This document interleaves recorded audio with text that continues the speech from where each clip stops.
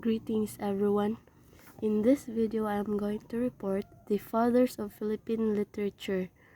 They are the prominent authors that has or had a great contribution to Philippine literature. First in the list is Francisco Arcillana, a national artist for literature. Actually, these prominent authors that I'm going to report are all national artists for literature. So Francisco or Franz Arcillana, Zacharias Eugene Francisco Quino Arcillana, was a Filipino writer, poet, essayist, critic, journalist, and teacher. In 1932, he published his first short story entitled The Man Who Could Be Poe. And in the following years, he published two of his short stories. First is entitled as Death is a Factory, and the second one is Lina. And during his productive years in 1930s, he considered 1930s as his productive period. He also published this Now Sleeps the Crimson Petal. So Arcillana's great contribution to Philippine literature is Arcillana pioneered the development of the short story as a lyrical prose poetic form within Filipino literature. Next, let's move on to Jose Garcia Villa.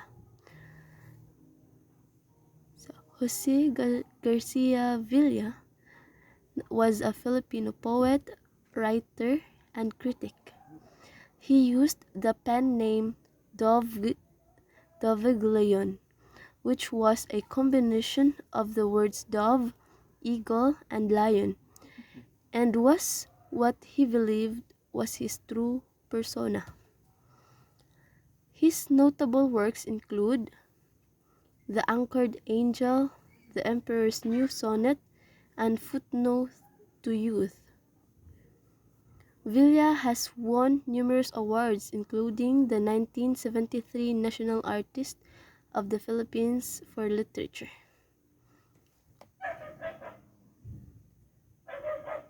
Next in the list is Carlos P. Romulo.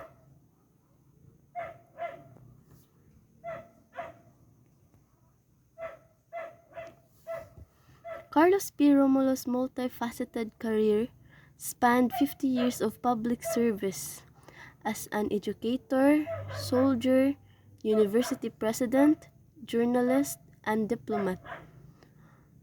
So Romulo, in all, wrote and published 18 books, a range of literary works which included the United novel I Walked with Heroes, an autobiography, I Saw the Fall of the Philippines, Mother America, I See the Philippines Rise. These are wartime memoirs. He was the only Asian to win America's coveted Pulitzer Prize in journalism for a series of articles predicting the outbreak of World War II. So Carlos P. Romulo's greatest contribution to Philippine literature was incorporating a series of articles with journalism predicting the incoming World War II.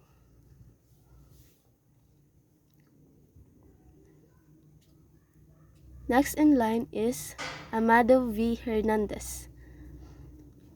So Amado V. Hernandez, a poet, playwright, and novelist, is among the Filipino writers who practiced committed art.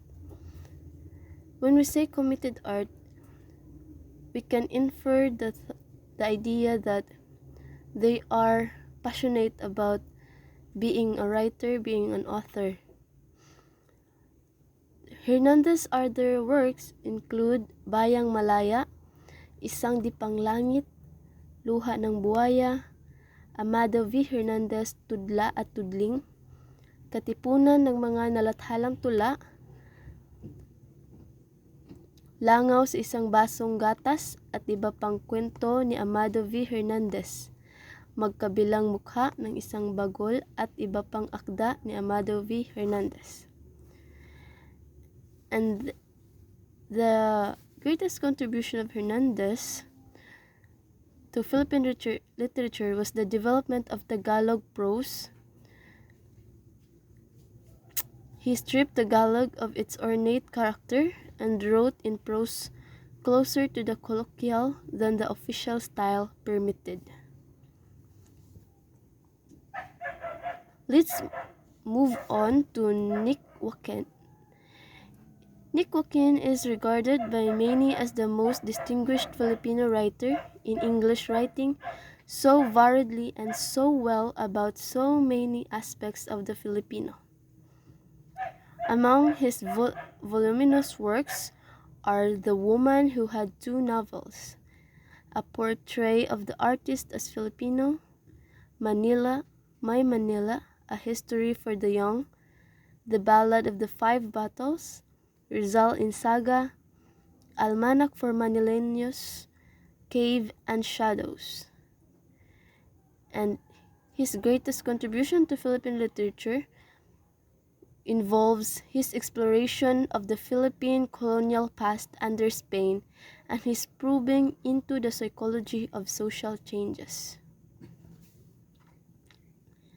Now let's move on to N.V.M. Gonzalez.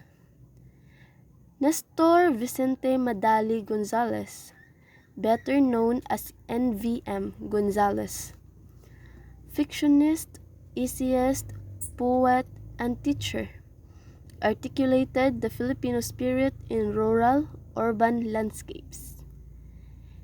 Major works of N.V.M. Gonzalez include the following: The Winds of April, 7 Hills Away, Children of the Ash-Covered Loom, and Other Stories, The Bamboo Dancers, Look Stranger, On This Island Now, Mindoro and Beyond, 21 Stories, The Bread of Salt and Other Stories, Work on the Mountain, The Novel of Justice, Selected Essays, 1968 to 1994, A Grammar of Dreams and Other Stories.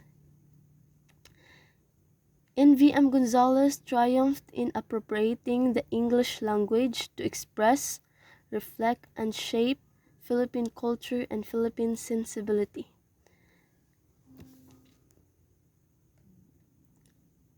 Next is Edith L. Tiempo.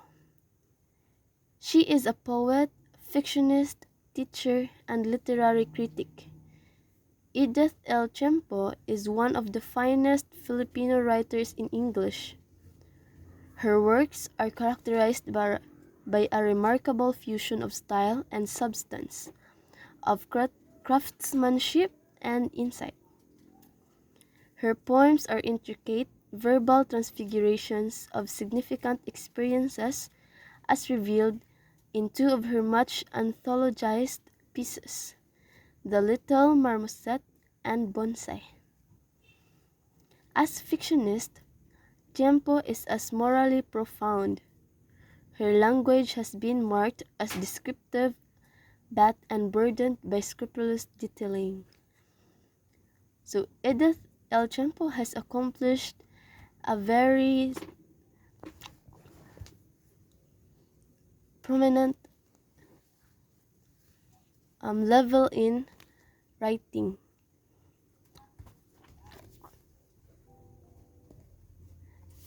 Next in line is Alejandro Roses. Alejandro Roses is a short story writer and essayist, and considered as the country's best writer of comic short stories. He is known for his widely anthologized My Brother's Peculiar Chicken. In his innumerable newspaper columns, He has always focused on the neglected aspects of the Filipino cultural heritage.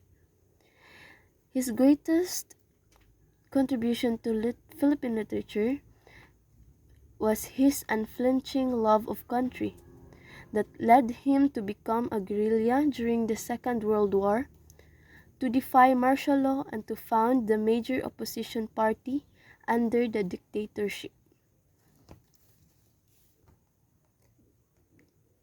Next is F. Sionel Jose. F. Sionel Jose, which is F stands for Francisco. Francisco Sionel Jose is also a publisher, lecturer on cultural issues, and the founder of the Philippine chapter of the international organization PEN. In the five-novel masterpiece, the Rosales Saga, consisting of The Pretenders, 3, My Brother, My Executioner, Mass, and Puon, he captures the sweep of Philippine history while simultaneously narrating the lives of generations of the Samsons, whose personal lives intertwine with the social struggles of the nation. It is the consistent espousal of the aspirations of the Filipino for national sovereignty and social justice that guarantees the value of his oeuvre.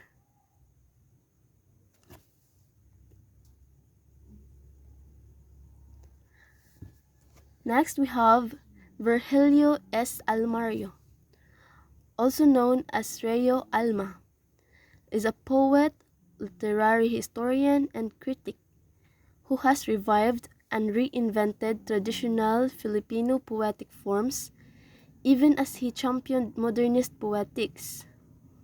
So though he was writing modernist poetics, he still tried to push Filipinos and the future generations to pursue traditional Filipino poetic forms.